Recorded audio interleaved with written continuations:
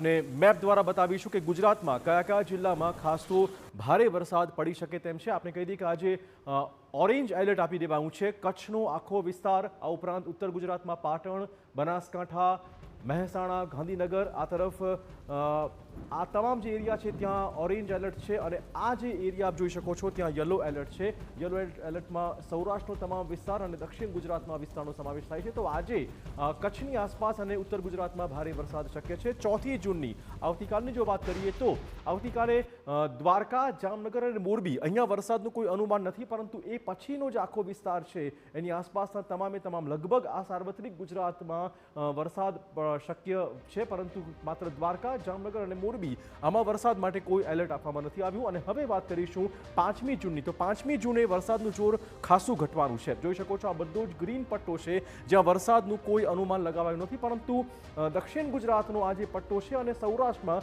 અમરેલી, ભાવનગર આ બે જિલ્લા છે ત્યાં 5મી જૂને પણ વરસાદનું જોર જોવા મળશે। જો કે અહીંયા યલો એલર્ટ છે અને બાકીનો કોઈ પણ વિસ્તારમાં વરસાદ 5મી જૂને પડવાની શક્યતાઓ નથી। તો આપણે કહી દઈએ કે ધીમે ધીમે હવે વરસાદ 1-2 દિવસમાં વધવાનો છે।